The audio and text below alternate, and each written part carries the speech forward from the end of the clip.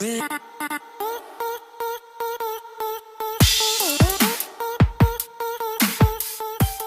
listening to SpectraCast, the show where I get behind the scenes on diversity and inclusion. I'll be talking to a number of people who have taken steps towards greater inclusion of others, and also with those who have benefited from being included in the workplace. Whilst my bias might be towards recruiting and retaining neurodiverse people, I'll also explore practical approaches to being more inclusive overall.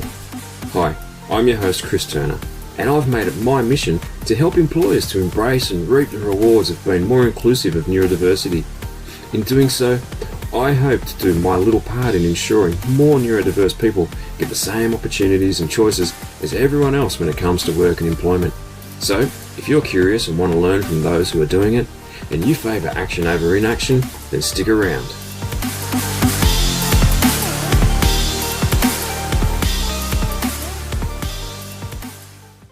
Well, welcome back to the SpectraCast podcast, guys, and for new listeners, welcome. Good to have you on. Today's episode, I'll be talking to Tim Goldstein. Tim is an autistic advocate from the US and has done some fantastic work around helping people work through both how to manage their communication styles and their communication approaches. So let's just jump straight into the conversation with Tim and catch up with you later. Thanks. So Tim, why don't we maybe start with a little bit about who's Tim Goldstein? Tell me a little bit about yourself. I'll start with, as far as the autism portion itself, I have been diagnosed and have Asperger's. I was diagnosed about 4 years ago. So very late in my life. I'm 58 now, so at 54 is when I actually found out that I had this condition. Yep. Now, Tim certainly knew he was different through most of his life. I've had multiple careers in multiple industries, and I tend to excel in every one, and I tend to get fired, which seems like an odd combination of how do you excel and get fired? I don't know, but I do it pretty well. At least you're playing to your strengths. So, what I can bring to the table for a lot of people in asking questions, whether it's working with an individual or working with a company, is I do have roughly 30 years of business background that has nothing to do with technology. So I understand that perspective of the business person, that they just need what they need. They're trying to run as you say, they're trying to run a business. They have objectives. Oftentimes they have shareholders. They have people that need to be pleased. That's right. But I've also been in technology for 20 years and, living in the tech realm. First off, I found my tribe, we'll say. I personally feel that probably 50% is just a rough guess, and there's a lot of people that would tell me higher, are not necessarily on the spectrum diagnosable with autism spectrum disorder of some sort, but a term that I like to use that I call an ASD lister, and put quotes around the A. And think about a Hollywood A-lister. Well, you need a Hollywood A-lister to make your movie be just spectacular and, bring in the box office. Yeah. But you also know they're probably going to be a little hard to work with. They're probably going to be a little temperamental. And we certainly know from seeing all the, trash tabloids and everything in the checkout stands that their behavior is certainly not the model that we brought them in for. We brought them in purely for talent. So to me, the ASD lister is simply the tech version of a Hollywood A-lister.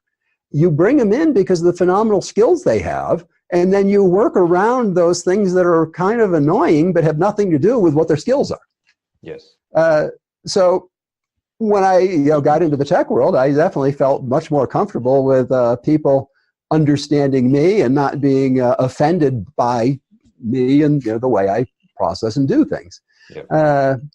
So by combining those two parts, I've been very effective in the tech world and, at this point work in fairly high positions. But as I said, I also, with having Asperger's, a lot of companies, or most companies really, don't know how to deal with that or handle it. Yeah. So I wouldn't say I'm proud of it, but I've already been fired from 2 six-figure U.S. jobs, which I don't know what that translates into Australian dollars. I think it's still 6 figures no matter which way you count it.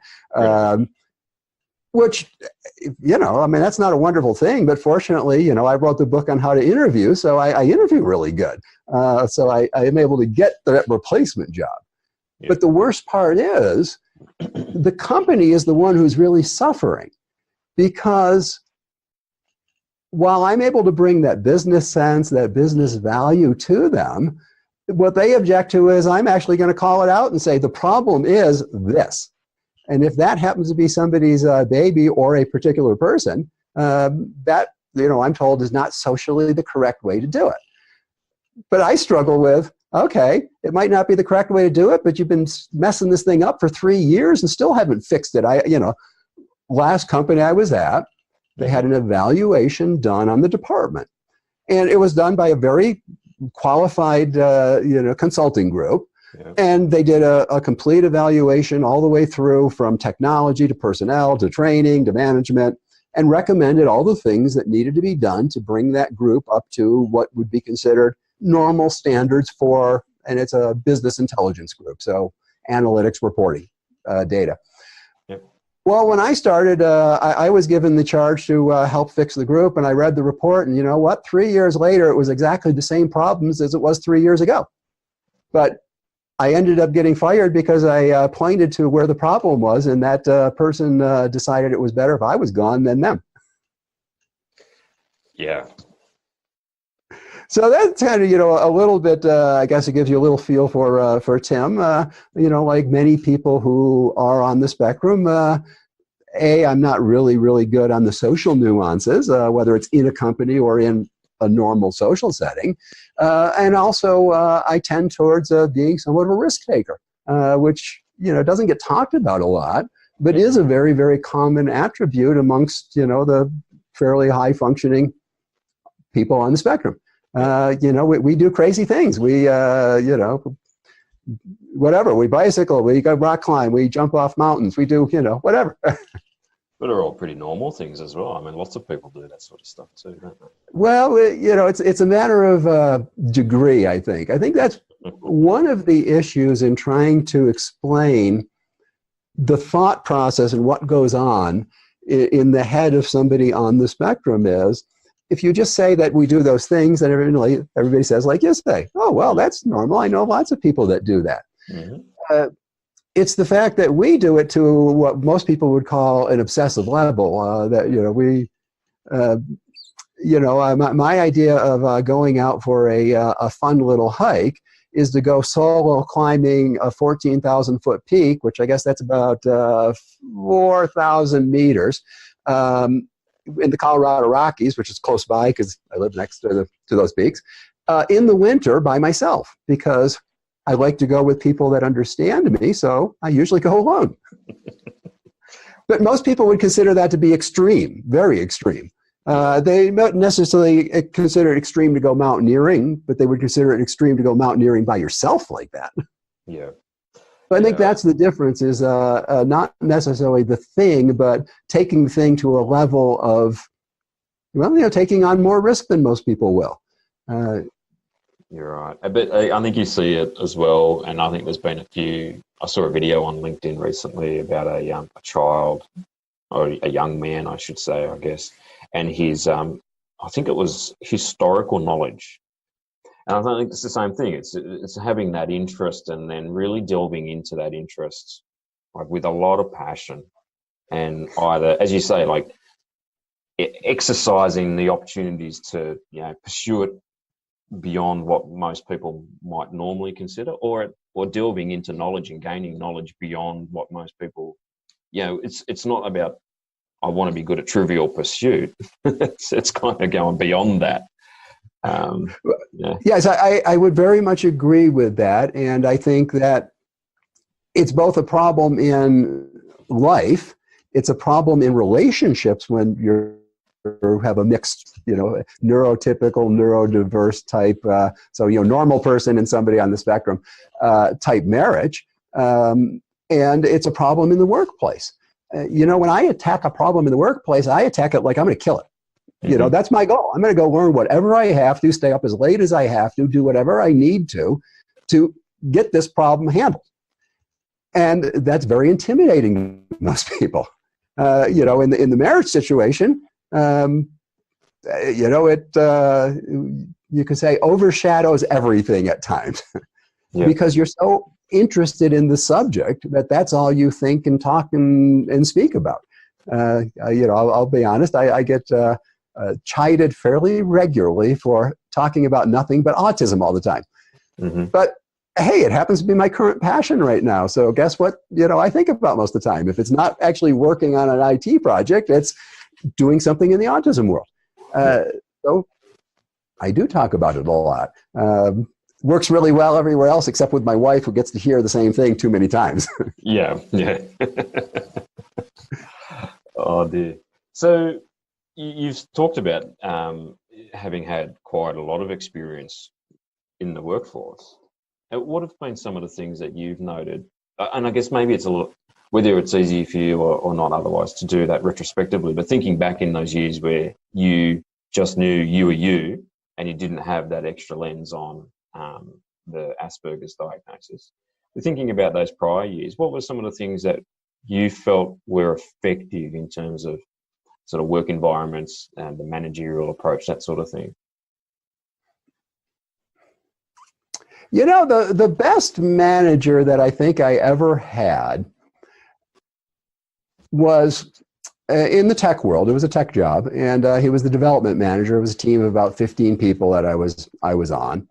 And, as is not necessarily unusual for somebody on the spectrum, I would have meltdowns. I'd have meltdowns in the middle of work. And usually at that point, it would be, the heck with this place, and except it was a little stronger terms than that. Yeah. I'm out of here, and I don't need to put up with this crap.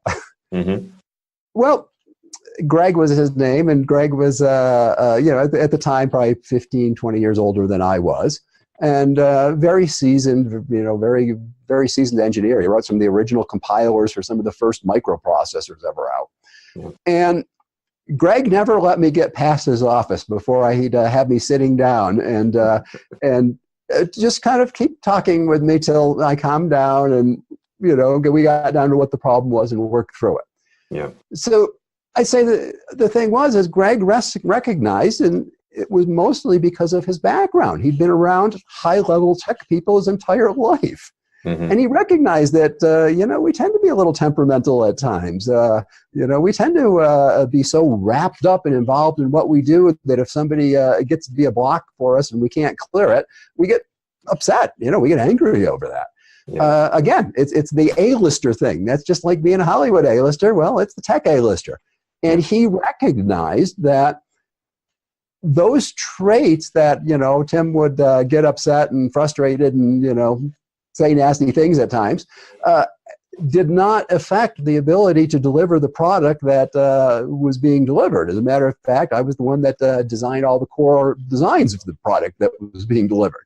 So he recognized that it was worth his effort to manage and handle those, and what you would say, non-typical, business interactions.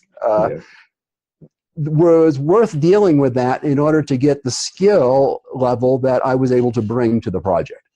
So I think that's really the biggest thing is understanding. And he didn't understand it from the standpoint of autism because I didn't even know I was autistic, and he didn't know anything about autism. Yeah. He just knew that tech people that were good tended to be that way. And if you wanted to keep them around, all you had to do was just give them enough time and enough space to kind of chill out a little bit, and then they'd be back at it again. Yeah. So it was being empathetic and aware. Yeah, I think that's probably a good way to put it, is being empathetic and aware that what I was there for was to accomplish a job, but he was willing to be empathetic with the fact that, I had some, at that point we called it personality traits that made me a hot reactor. Essentially everybody looked at me as being a high-level type A personality. well, I now found out why I was a type A personality. I was hardwired to be a type A personality because, basically that's what Asperger's gives you, that drive, that motivation, that, as you say, digging into the subject way beyond what anybody else would ever dig in. Yeah. Which is, but it's useful, very useful at times, surely. Well, if you want to bring in an expert in something, would you want somebody who has Asperger's that stayed up till 2 in the morning and read 50 books on the subject, or do you want the consultant that did the quick guide to getting started the night before they walked in? Yeah. So they're very much you're very much getting something if you're willing to accommodate some of these challenges, and the challenges, truthfully, fall really in the social situation. It's violating those social norms that get you fired even though you have a phenomenal job performance. Yeah. And you mentioned before that you find interviews not necessarily challenging. No, I don't. I definitely would say that I am somewhat unique in this aspect. Most people who are on the spectrum aren't able to express themselves and converse as if they were neurotypical. For whatever reason, part of it I think back was when I was young, my mother used to take me all the time to all the women's things she did, the ceramics, the flower arranging, and I did ceramics and I did flower arranging. And, you've got a bunch of middle-aged, mothers sitting there, and what do they do when the kid shows up? They dote on him and they're real nice to him, and it's I don't know if it's proven, but there definitely seems to be that a lot of people on the spectrum relate better to women than they relate to men. And so here I was in an environment of people I could relate to, because it was like being with mom, and they all think I'm wonderful because I'm this cute kid that showed up. Yep. So maybe that's where I learned to start being conversant, or maybe it was, again, this was a special interest, and my special interests have always turned into jobs pretty much. They've turned into careers. I was into bicycles. I was so fanatic about wanting a 10-speed back in the 70s when it was the 10-speed boom, that it was all I talked about that I wanted for my Christmas present. And my mother finally got so sick of it that she said, every time I hear the word bicycle, I'm taking $1 off of what I'm going to give you. But I did end up getting a job in that industry, in the bike industry, and I started out, of course, as the bottom end. I didn't know much. I was 16 years old at the time, and so I was the person that took a bike out of a box and took the stuff off and hung things on it and handed it to a real mechanic to actually make sure it was put together and safe. But sooner or later, you get asked out into the sales floor. It's a busy day. Somebody has to come out. And I had no problem talking about that because I was talking about my special interest to people that wanted to know about that interest. They don't walk into an independent shop that has no stores around it except that store unless they're coming in for that item. So maybe that's where it is. I don't know. But that type of real-time, live, face-to-face, one-on-one or one-on-many communication has never been a big challenge. And then recently, over the last 3 years or so, I studied with some of the best communication teachers in the world. Vocal coach, a gentleman named Roger Love, who actually I'm working on a beta program in combination with him to help people that are on the spectrum to put motion and sound into their voice, instead of coming off with a normal flat affect, so that people are making up what they think, because they're thinking, if I sounded like this is what I'd mean. So if you know the right sounds and tones to put in, even if you're putting them in artificially, it doesn't matter. So I've studied things like that. That has greatly increased my ability to connect and communicate. I've also studied with people teaching how to move, how to body position, and how to use your body to bolster and reinforce what you're saying. So you can get aligned with all three modes of communication: the words, the actual tonality, and the body movement. And when you do that, interviews are simple because even neurotypicals don't know how to do all of that together. There's very few. They're usually called actors. That's right. And that's really what I trained with. I went and trained with a bunch of Hollywood people that normally work with actors and top-level singers, and learned how to interact. So I basically took this lack of fear or inhibition to communicating, but I had a very horrible voice. It was high-pitched, and I was very monotone, and I went really, really fast, and I didn't use commas, and I didn't use periods, and I sounded like just about any technique that you'd ever deal with. Mm-hmm. Well, I don't talk like that anymore because I found and was told quite strongly by my vocal teacher, when you do that, you make people feel stupid. Is that what you want to do? Make them feel stupid? Well, obviously that's not what I'm not trying to make most people feel stupid. I don't want to do that. Yeah. But I didn't know that the trick to make them not feel stupid is simply use commas and use periods. When you're speaking, stop. Let them process for a second, catch up with you, and move on to the next one. Yeah. So for me, interviewing is quite easy. And when it comes to the technical side, again, that's where having Asperger's has been a phenomenal help. I've been working in data for 20 years now, and I have gotten quite good and know quite extensively what I do because I didn't learn it just to do a job. I learned it because it was a fascination to me. Yeah. Which is what made me good at doing the job. Yeah, and I think that is definitely one of the big differences is with people on the spectrum, and maybe more so those that are more, that's probably not true actually, the Asperger types versus anybody else, but I think common with people on the spectrum at least, the delving into topics because it is interesting, and not just because I need to know, so much in order to do our thing. Very, very much so. I think there can be a downside to it at times, though. Mm-hmm. And the downside is if it's not something that you have an interest in, it's like poking your eyes with dull pencils. Yes. And in that case, and again, when we're talking Asperger's, I don't know how much of the audience is familiar with, the terminology. And of course, the terminology is changing. In the U.S., we have the DSM, the Diagnostic Standard Manual, and we threw out Asperger's and we lumped it in. And I personally think that's bad because I think Asperger's, if we go back to how Hans Asperger described the children that he, based the condition around, he called them his little professors. That was his terminology. Yes. So Asperger's has a very tight definition. It's very bright, very inquisitive people. Yep. Whereas when you just say autism spectrum disorder, we're now going in, and I don't believe in calling it a continuum. Most people think of spectrum as continuum, but if you look in the dictionary, spectrum is not continuum. Spectrum means there's a cluster of things you could have, and any particular person showing it can have any combination of those clusters. Yes. Which you can't put that on a line because it doesn't fit on a line.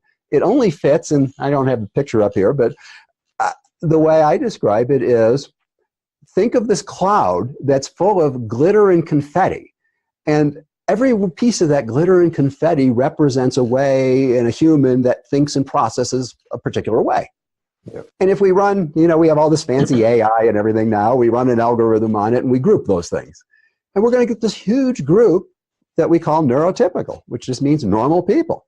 Mm-hmm. It's not that they're special, it's just that, if we threw all humans in a bag, took all that, confetti and threw it in a bag and grabbed some, you're probably going to get the normal piece. But everything outside of that we call neurodiverse. And in neurodiverse, of course, you have autism, you have ADHD, you have OCD, you have dyslexia, dyscalculia, sensory processing disorder, and you just have things that we don't even have names for. We just call it weird personalities. Mm-hmm.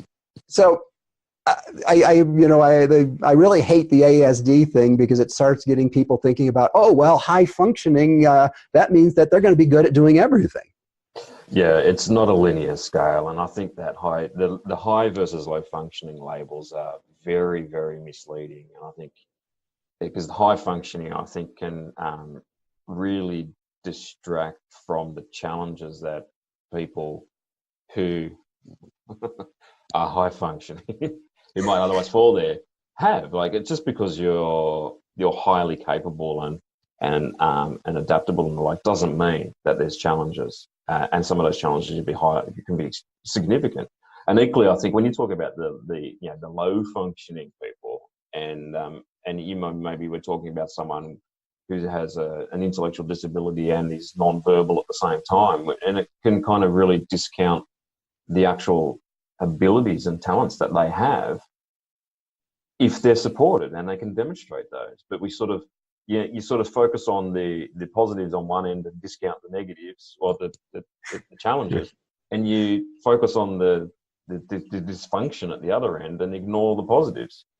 So it's very much that's very well put. I like the way you put the contrast of how we kind of flip it around, even though we're dealing with people with the same symptoms that they're displaying, or traits is probably a better way to put it, that they're displaying. Yeah. The only difference is maybe the magnitude of that trait. I actually relative to others. Yeah. I actually have a paper that I wrote, and I call it the curse of the high functioning. And what I really wanted to call it, so I subtitled it because you got to be a geek to understand this one, is the uncanny valley of autism. So, if you're not a geek and into robotics, then you don't understand what uncanny valley means. But the concept of uncanny valley came from a Japanese robotics researcher. And in Japan, they're far more into trying to make robots look humanistic and real life than we are in this country and in most countries.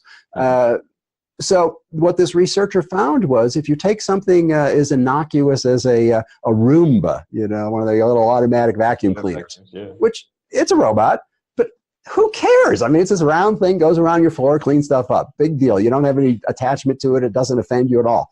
Well, if you trip over it, it might offend you, but as you start making the thing more human, so now you give it a humanoid shape. Now, well, there's going to be more attachment and draw to it. You put nice anime eyes on it and those kind of things, and it gets more attachment to it.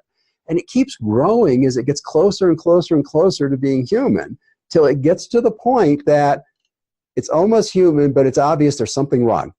And at that point, people's affinity to it drop off like a cliff. Because it's freaky, it's wrong, it's just, it would be like The Walking Dead. I've never seen a Walking Dead person, but I imagine if I ran into it, it would feel pretty freaky because it almost looks like a person, but there's something wrong. Yeah. But as soon as you make them perfect, then they're right back to we relate as a human. So being somebody who is on the high functioning side, and particularly being able to verbalize and express, concepts and ideas as I am, I'm assumed to be that normal human.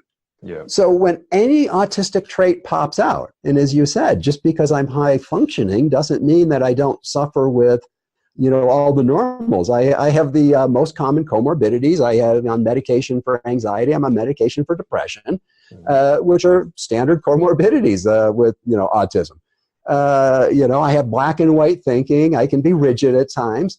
So, when any of those kind of things pop out, I drop into that uncanny valley of, oh my God, this person is not like us and is not part of the group. And maybe then I just read an article in Scientific American about the evolution of morality.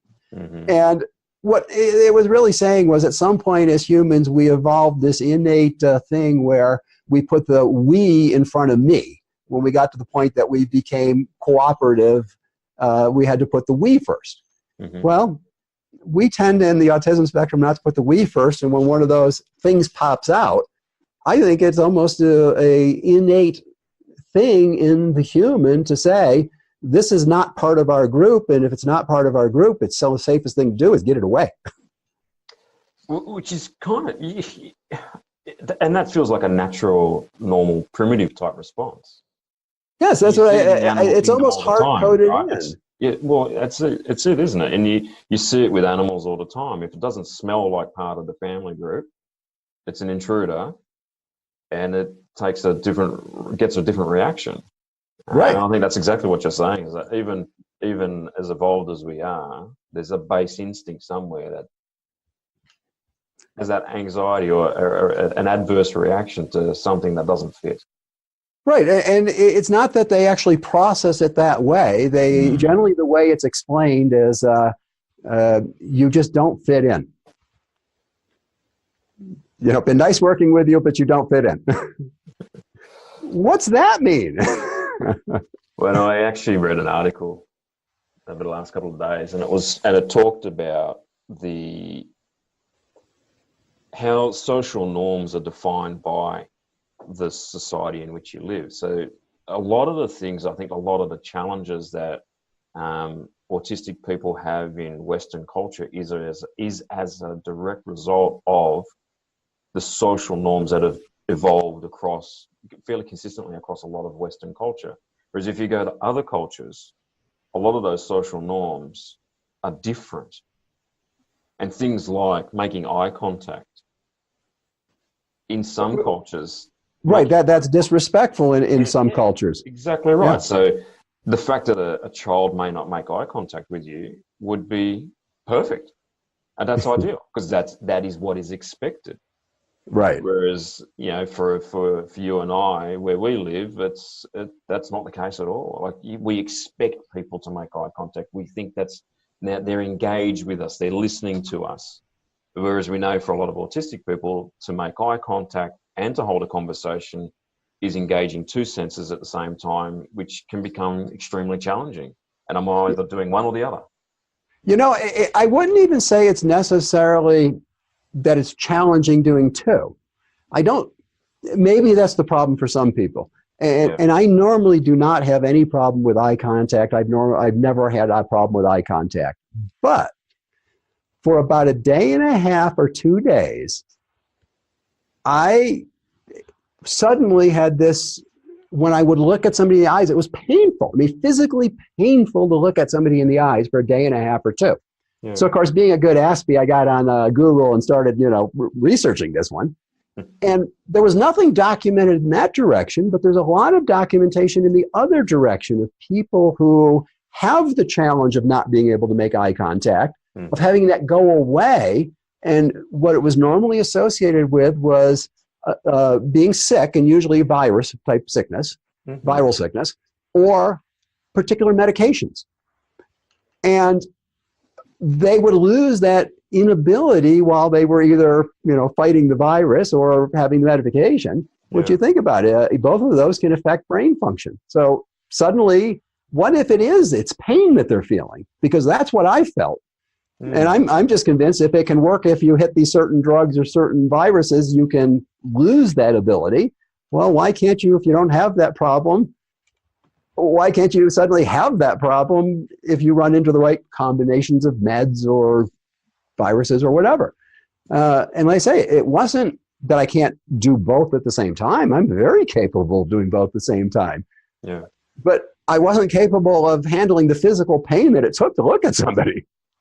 It's interesting you say that, because and it may be going back to that spectrum paradigm, that it's different characteristics are different for different people, and they may manifest. I guess the challenges may manifest in different ways. I was talking to a lady just yesterday, and she was talking about the whole, because we talked about this eye contact thing in different cultures, and for her, the challenge is with the eye contact and maintaining a conversation is that when she's making direct eye contact, she's then getting anxious about, is it too long? Am I too intense? When should I stop? And she's not listening anymore. She's having these continuous thoughts about the appropriateness of her eye contact, and she's no longer listening. So it was a cognitive processing thing that I think it interrupts her listening. So it's kind of like, right. For her, the radio. Yeah, for her, it's definitely a different mechanism that's causing the same thing. Yeah.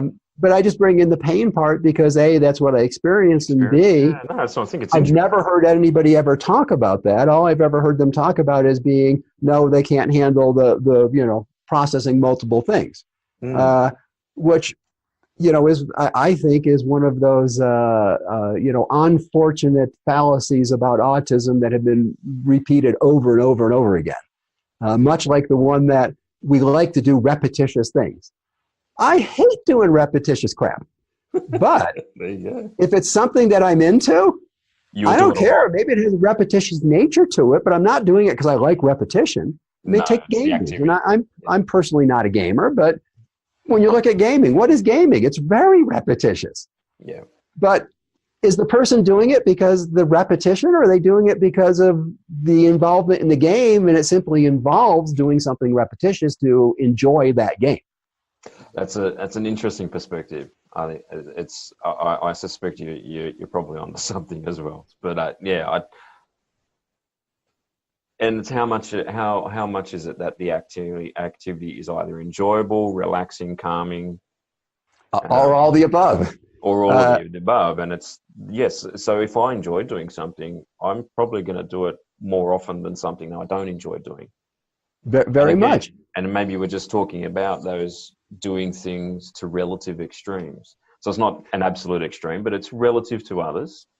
Yeah, and or it could be absolute extreme. It's anywhere from relative to others to being on the extreme side to the far extreme side.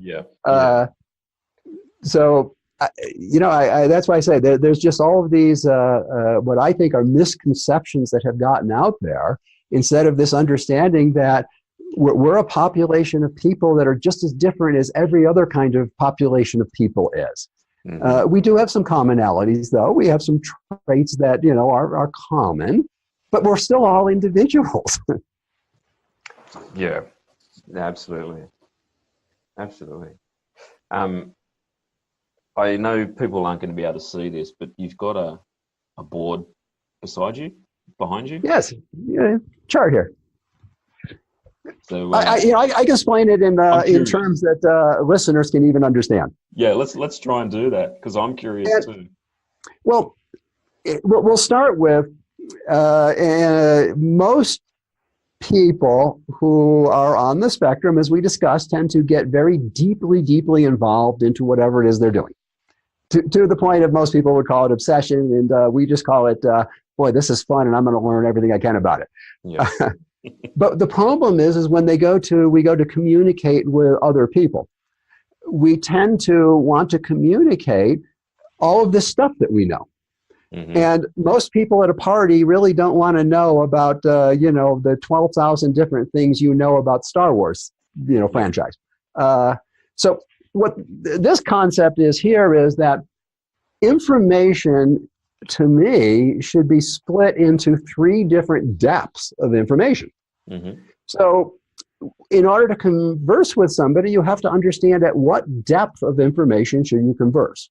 And the one that I have sitting up here, I've kind of dual labeled it. But if you start at the smallest amount of information, would be kind of a social type situation at a party. Or if we're in the IT world, we'd say a user story. And that one almost gives it away. What is it? It's a little story. I want to be able to do this, and when I push the button, have something happen.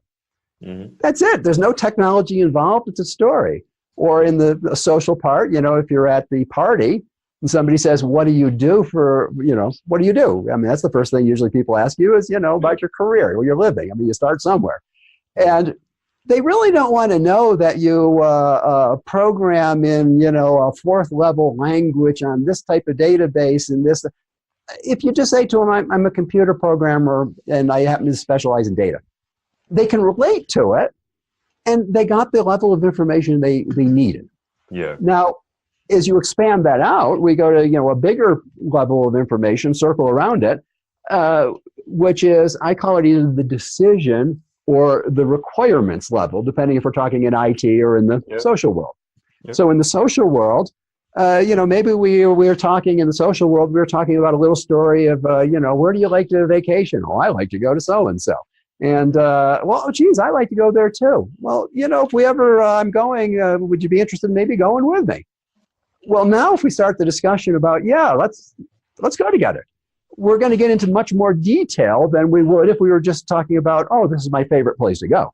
We're now going to start talking about, well, I can't afford that hotel, but I'd really, like to be by the ocean. No, I can't stay on the ocean. It just stinks. I can't handle that. I like to be in the mountain. Whatever. You're going to have more detail in the conversation. Yes. And conversely, in the IT, realm, I think of it as building requirements. At the requirement level, you're picking the user story apart and starting to identify not technology so much as the technologists that you're going to need. I'm going to need a front-end programmer, a UI UX person. I'm going to need a database person. I'm going to need a cloud engineer. But again, it's a little more technical. It's a little more detailed. Yeah. Then in the biggest level of information is we're going to do it. Okay, we're done talking about we want to go on this trip together, and we finally argued out, what type of hotel. Now we're actually picking individual hotels, and we're picking which tours we're going to take, and we're picking, maybe a cruise. Mm-hmm. We're talking a huge amount of detail at that point. Yeah. Or in the code, in the IT realm, I call that the coding realm. That's where you're actually putting the little tiny bits all together to build the thing. So you're living at the detail level. Problem is, if you're living in the detail level, and again, coming from the technology world, that's where I live. Yeah. If I'm talking to a senior executive, they're living in the user story level. If I try and start telling them technology, it took me 20 years to get to the level I'm at. I don't have 20 years to explain it to them. I got 2 minutes. I better explain it in their kind of way. Mm. And that's what these little bars on the side are showing. And it's again, users can't see it, but the way it's arranged is the 3 circles are stacked with getting, smallest, bigger, biggest, with all of them touching on the bottom and, extending out beyond on the tops. Yep. And on the sides, there's triangle arrows pointing up and pointing down. The down pointing one says tech details, and it's tiny at the bottom, and it's red and green at the top. And what that's telling you is if you're in the user story social realm, there better not be any tech details or, heavy duty details there. Mm-hmm. On the other side of the line, the triangle is pointing upwards. It's colored green on the broad base, and it's labeled story. So it's actually telling you, if you're in this bottom realm, you better be telling stories and not tech details. Yeah. Conversely, if we take it all the way to the top and we're in that, we're going to do it code area, it better be all tech details and not a whole bunch of funny stories going on at that point. Mm-hmm. So this is a concept that I developed. I call it 3 degrees of interest. And first off, just by explaining this to not just the tech people, but the whole group, they now have a way to talk to each other to say, hey, you're too deep. You're off in the code area. Please come on back to the requirements area with me. Because you've now got, visualization. There's a concept around it that never has existed. And even more, it's telling you how you should be communicating that information depending where you are in the detail.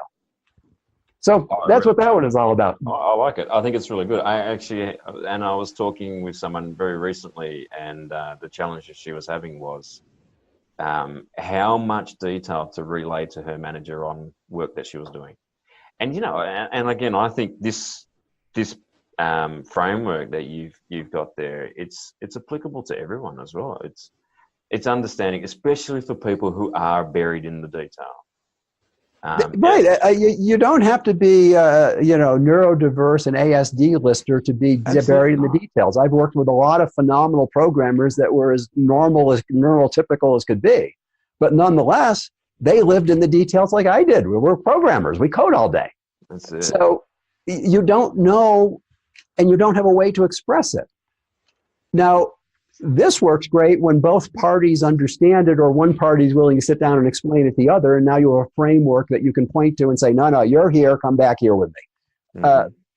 I have another approach to take, though, when you can't do that. And I use this in my interview. I put it in my Geek's Guide to Interviews book. Mm-hmm. And what the method is never talk more than 2 minutes before you stop and say, did that answer your question, or would you like to know more? So even if you were coding them to death, they can handle 2 minutes of being coded to death. And when you say, stop and say, did that answer your question? They're going, hallelujah. You've stopped. And it's little things like that of how I do so well on interviews. And, not trying to brag or make it great. I actually, out of 3 interviews, have 3 job offers and turned down 2 already. Fourth one's coming up. They're flying me out to, headquarters, so they're obviously quite serious at this point. And it's by using things like that, by simply knowing that don't go on forever and ever. Just give them enough that they can hopefully get a picture, and ask them, did you get the picture? And either they're saying hallelujah because they want you to stop because they got it and they want to go to the next question, or they're going to say, no, that didn't quite get it. I really was looking for, and they're going to give you virtually everything you need to know to tell them what they want to hear. Yeah, they're going to narrow those guardrails for you. So that's the method that I recommend when you can't have this conversation about how, about 3 levels of information coming from a technology, somebody on the spectrum that wants to tell all the details. Mm-hmm. And I think wanting to tell all the details, it's misconstrued why we do that. In my mind, and I guess that's one of the things that I happen to be good about is relating to why I do these things and being able to explain it. I know that's what the academic community seems to enjoy about me, is I in a engaging manner can tell them what the heck goes on in the crazy mind of somebody on the spectrum. And I don't know, maybe I lost myself where I was going with that one. Okay. I think I know why. Why they want to tell everything. The reason that they want to tell everything is we live in the land of details. Whether we're programmers, whether we're not, as somebody on the spectrum, we build our world up from the details up to the big picture. Yeah. Most humans build their picture from the big picture, and they only go as deep as they need to get the work done. Yes, I've come across this bottom up, top down thinking. Right, and we use bottom up thinking in the autistic realm, because we have to put all those details together, and that's part of why we have problems when changes are made, and part of why we have problems when there's sudden change in direction, sudden change in orders, things happen because we have to put all those details back together in order to make sense to us. Yeah. So to us, if you don't have every one of those details, then you don't have the information I'm trying to communicate. We don't realize that most humans don't want to hear all those details. They just want to hear this big picture story. And then if they want to know more, they'll ask. Mm-hmm. So I think that's why a lot of that is it's because that's how we build our world. So we look at very granular, very tiny, fine granular pieces as making a difference. And if I don't communicate all of them, how are you going to understand if everyone to me makes a difference? Yes. You have to accept, I've learned, that when you're dealing with neurotypicals, that you're not going to tell them the whole story. And I'm not saying withhold information from them, but they don't care about all those details. You need to learn how to talk at their level. And for most people, you're going to engage them best if you can tell them a story. What's the thing? What's it going to do? How's it going to benefit them? If you can phrase that as a little 2-minute story, they're going to go, wow, that techie really knows how to communicate with people. Yeah, it's a great tip. And I think if you can always start at that smallest level of detail, like the smallest circle, the story level, and then as needs be, work down into the deeper, exactly. the bigger pools of information. That's exactly it, is always start with the smallest amount of information. And if the person wants to know more, they're going to say, well, could you go a little deeper on that? And if they don't want to know more, they're going to move on to another subject. And you didn't, hang them up and keep dragging them back to, what they were ready to move away from already. Yeah. But again, great tips for anybody as well. But I really like that. It's good. That's really good. Well, I will try to remember to send you a PDF of the actual nice art version of it versus this hand-drawn chart version. But I like when I'm doing live video versions. I like more the hand-drawn chart stuff. Yeah, no, that's cool. No, we'll definitely share that around then if you're cool with that. I like it. Yeah, for sure. All right. So Tim, might just go with one last question for you. if you could give one piece of advice to an employer who's looking, curious, keen to employ neurodiverse people, but isn't quite sure how to start, what to do first, what would your advice to them be?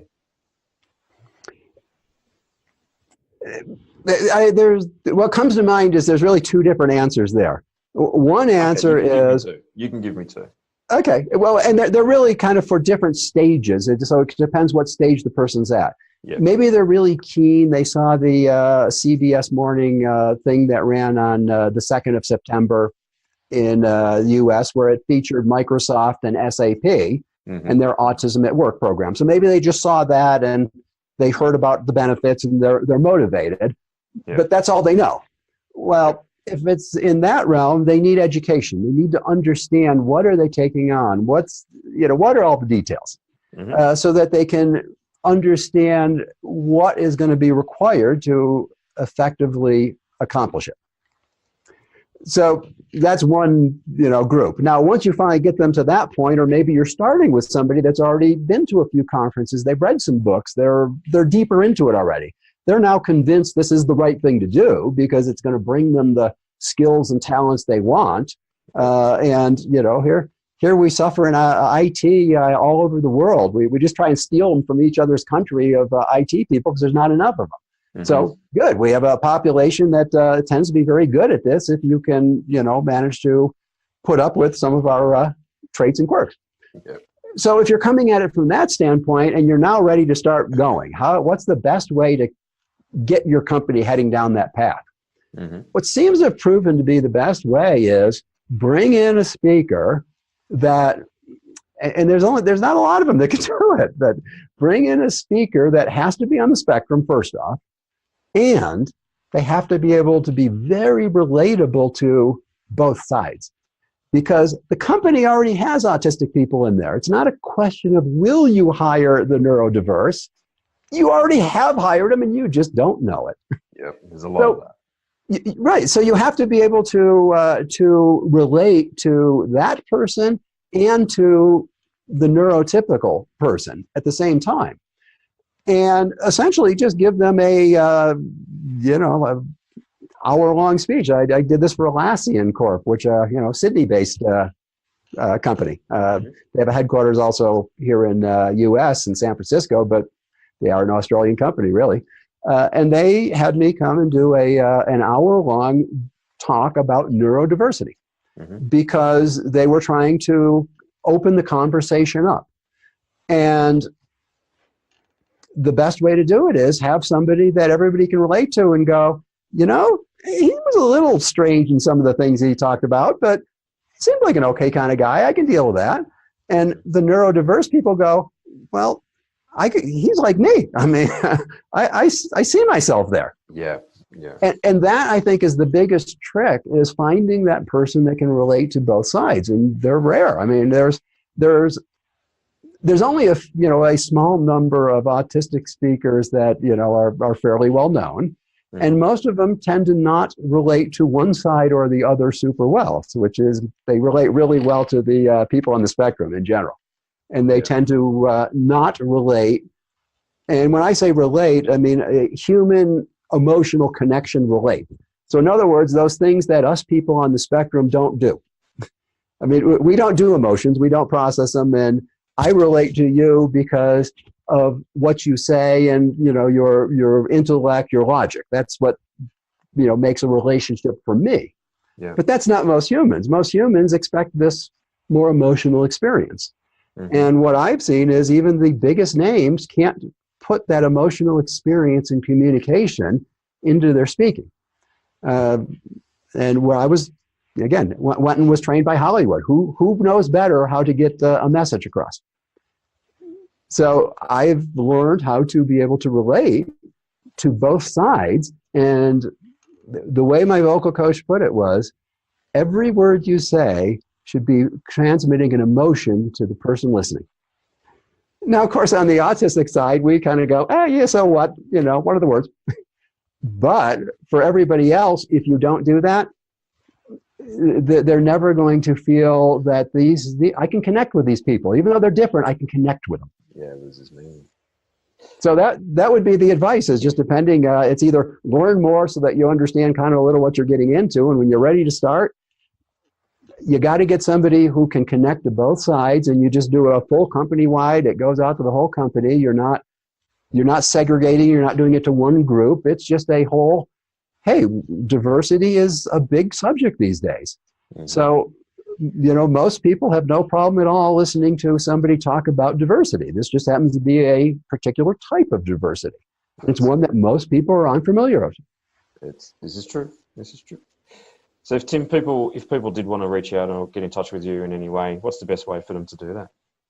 Best way is just go to my website, which is timgoldstein.com. So TimGoldstein.com. Cool. Well, we'll put that in the show notes as well, so it's easy for people. Oh, wonderful. All right, cool. Well, thanks very much, Tim. Appreciate your time today. It's been a good chat, and I've learned something new too, which is always good. I've definitely enjoyed chatting with you very much. And thank you for having me on. I've enjoyed it very much.